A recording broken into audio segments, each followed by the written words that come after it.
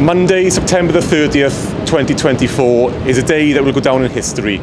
It's a monumental occasion for the steel industry, the steelworks here in Port Talbot, as well as the wider community.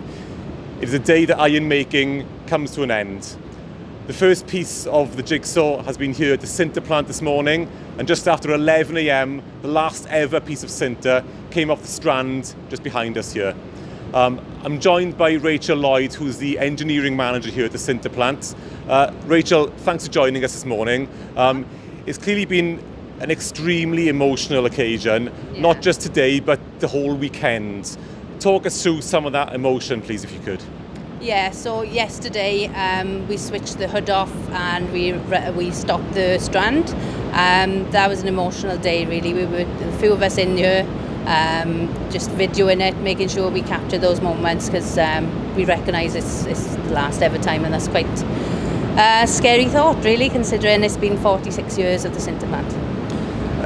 46 years, I mean, it's huge when you think about it, isn't it? So it's a massive piece of the history, not only of the steelworks here, but, like I said, the wider community as well. Like you said, a difficult and emotional weekend for everyone here, the entire team. But let's not forget, there's a huge amount of planning that's gone into reaching this point.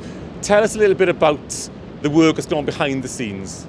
Yeah, so for the last 3 or 4 months now, we've been doing our hazard studies. We're trying to make sure we captured all the key risks of the plant. So we've got a job list now of things we can work through now to make the plant safe now, ready for the decommissioning team to start. And it's part of the plant that many people may not be that familiar with. So tell us first of all, what exactly is sinter, and what role does it play in the steel making process as a whole? Okay, so sinter comes from the harbour and the blending plant. We pick it up and we cook it on the strand, and I've actually got some here that we made earlier. So the sinter is literally the iron ore baked into this hard lump of sinter, and then that's sent to the blast furnace then. So you see there would be sinter or pellets would be taken to the blast furnace then to produce the pig iron. So it's clearly, a vital, crucial part of the process. Without sinter, we simply could not make the steel that we've made over the many years here. Yes, definitely. So we've done about 148 million tonnes, I think, since 1978. So yes, it's quite an emotional day now, just for that to be at an end, really. And just finally then, Rachel, obviously we've spoken about the difficulty of the day, the huge emotion of the day. It's the end of a chapter, the end of an era. But also I sense a great deal of pride among the team here today. Is that fair to say? Oh yes, definitely. We've had not just the people who work here now, we've had some people who've retired. Up to one gentleman retired 25 years ago and he's come in. And we've had people who finished more recently due to the job uncertainty. They've come back as well, just to see the end of the process. So it's everybody's got a huge amount of pride in the process, and want to give it a good send off. Yeah, and that's something I've sensed, over the past sort of number of years working here, that there is that huge camaraderie, that huge sense of pride among the team here. And you can see that again today with the ex-employees who've come in. Yeah. That doesn't seem to leave them, does it? No, definitely. So for everybody really who's worked here over the years, it's a great team environment I've found, which is why I've been here for the last 14 years. So yeah, so it's been a good day, I think, and I think we've done ourselves proud.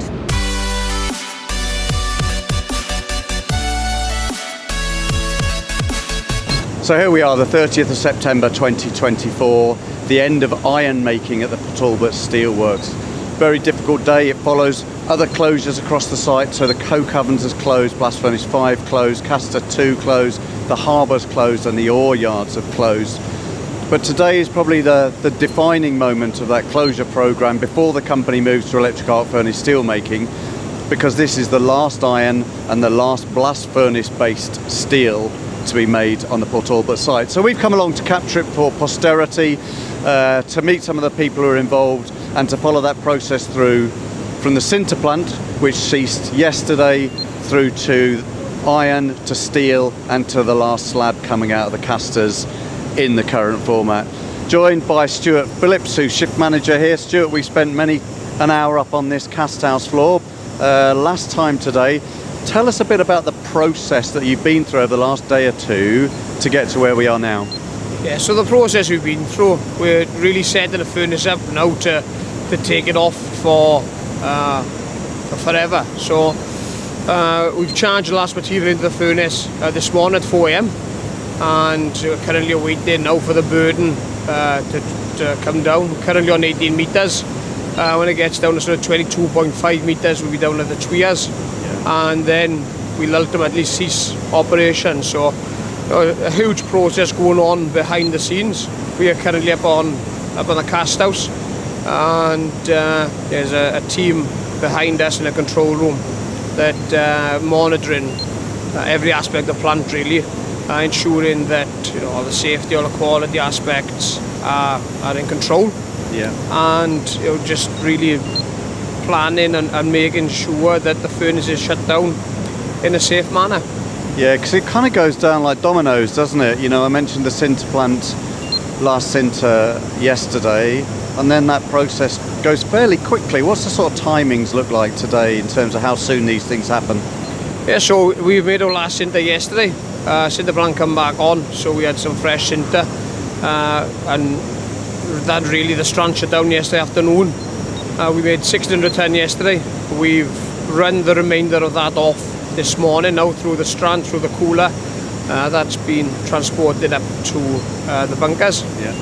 And yeah, we're just running everything down behind the scenes. So it was a huge project, and we just try to make sure that we've utilised all the materials that have been produced. Yeah. And leaving as little on the floor really as we possibly can. So a lot of planning has gone into it. There's been a lot of support, a lot of effort from a huge range of people, and we are really just the tail end of the process now, waiting for the burden to be depleted, to be burnt away. Yeah. And then it'll be the end of iron making as we know it in South Wales. Yeah, and we're standing behind the east tap hole, I think, here. There's still a little while to go. I've heard some of the guys saying there's going to be a special sort of tap at the end where you come to the end of the burden, you open both tap holes, and I guess then they go into the torpedoes off the steel plant. Yeah, so if you can imagine, it's sort of a furnace, the best way to describe it is we're always making iron, and we'll always need to drain it out. So the liquid level inside the furnace now will drop. It's a bit like pulling a plug out of the bath. We'll drain that level down, and later on today we'll be coming to the remnants of that iron. Yeah. So it's a bit of a sad time.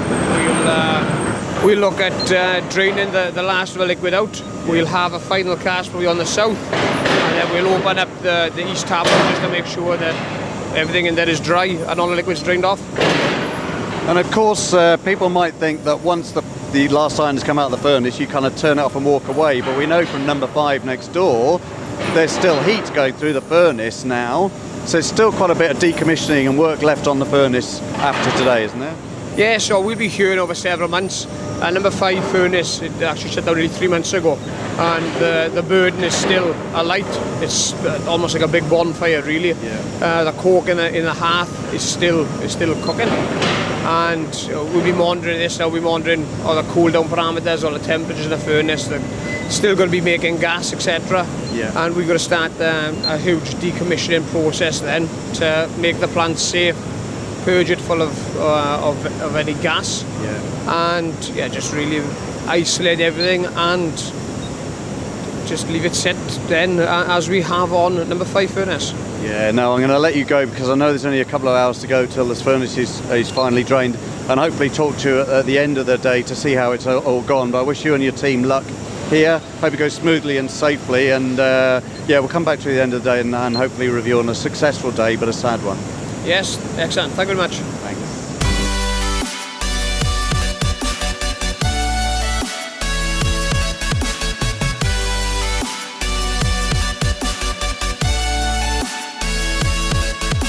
So here we are outside Blast Furnace 4. You can see that the bleeders have opened behind us, and we've just witnessed the last iron to be produced from the furnace.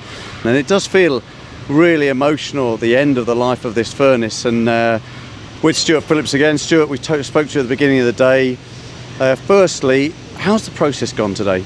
Yeah, process has gone very well. It's been well controlled.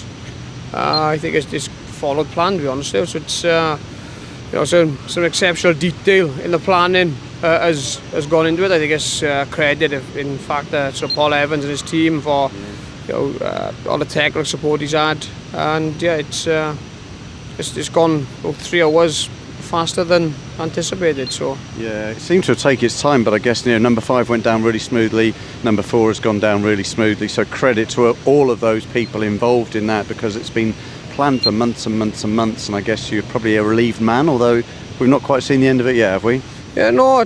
Well, I don't know, but relieved, quite sad, to be honest. It's quite a somber feeling, reflecting back through today and talking to people and actually looking at what's going on. But yeah, it's a start of a journey now, probably for us. We've got probably 3 to 4 months ahead now of quenching and cooling the furnace, monitoring, continue to make it safe.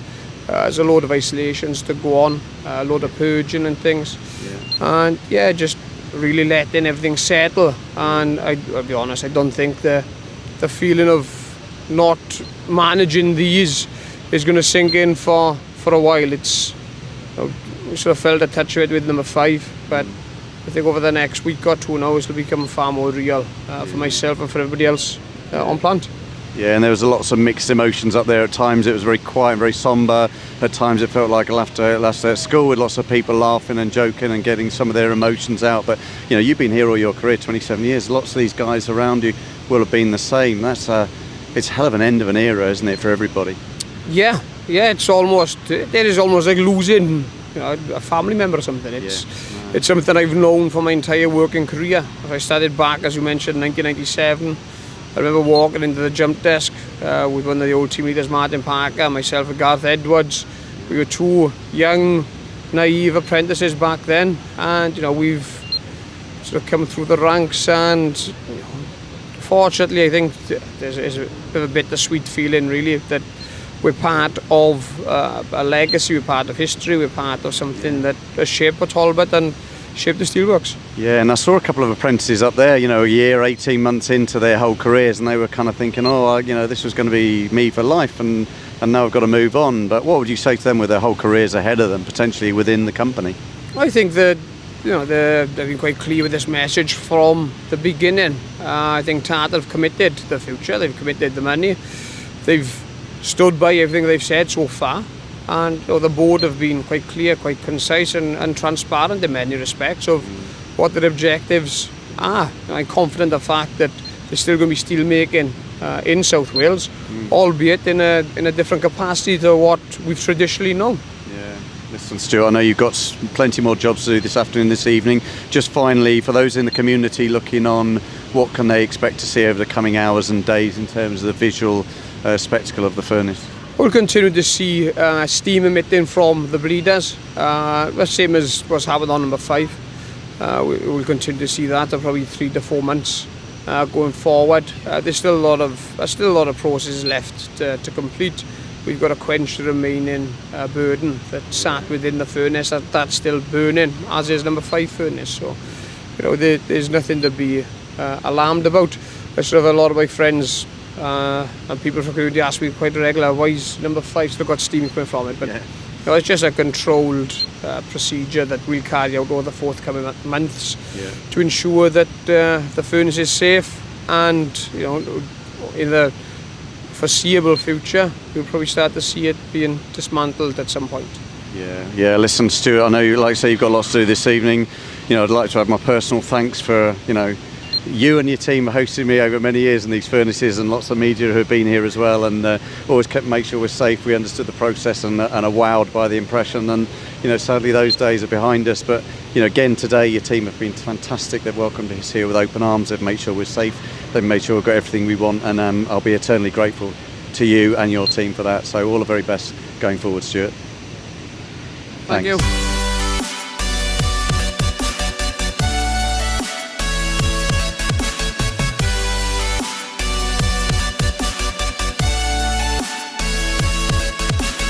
Torpedo number 46 left blast furnace 4 and arrived here at the Boss plant a short while ago. It was then poured into ladle number 6 and taken to the steel-making vessel you see behind us. That has now been tapped and is on its way to secondary steel making. We're going to go catch up with this journey in continuous casting, where it's going to be cast into slabs, the last slabs to be produced from blast furnace iron here in Port Talbot.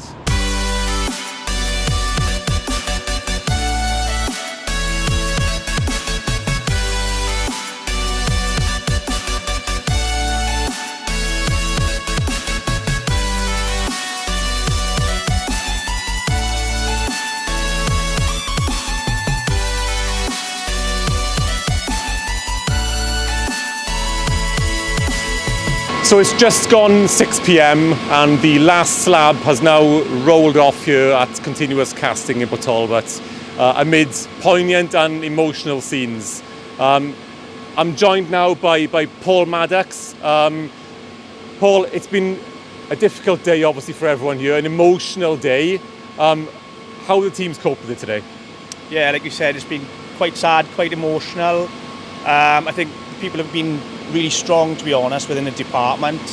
It's obviously just seeing a place like this close is quite heartbreaking, but I think people see the potential going forward for the business, the zero carbon, the amount of money that we're going to hopefully get spending on the machines, building a new arc furnace.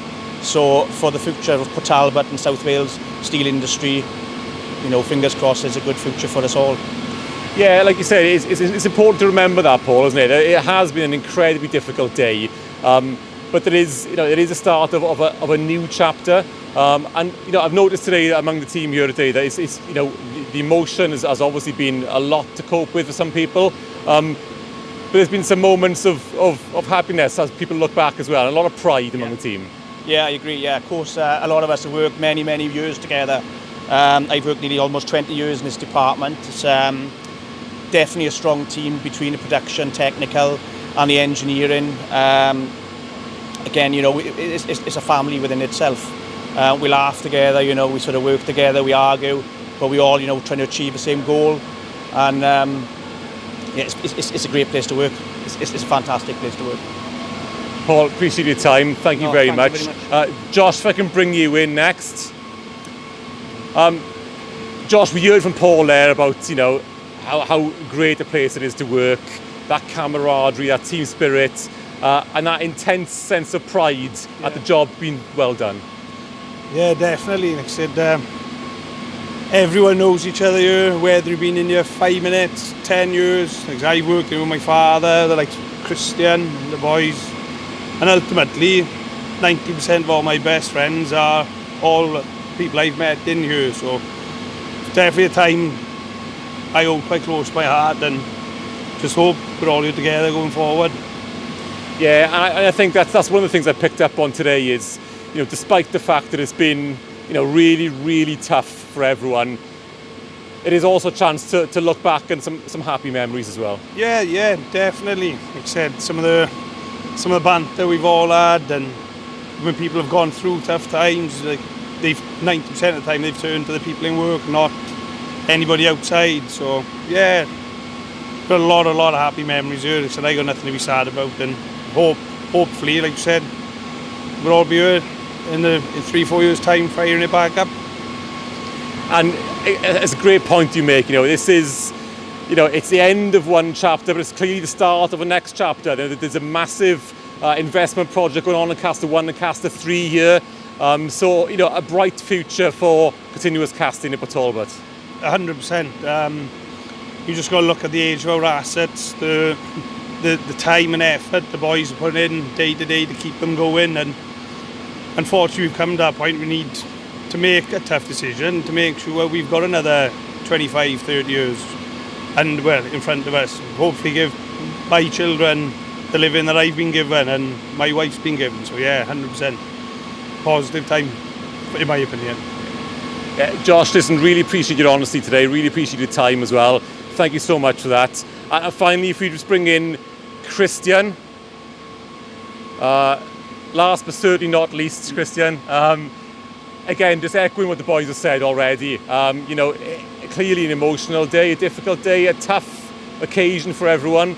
But but a chance to look back and reflect on some positives and some real pride in a job well done as well. Yes, it's been an emotional day. We've all been expecting it for a long time, but even though you expect something, it is emotional when it comes to this point. Watching the last slabs going out earlier, the last ladle going back, it is sad. But there are exciting times ahead. This place will be back alive in 3 to 4 years, and the good times will be back.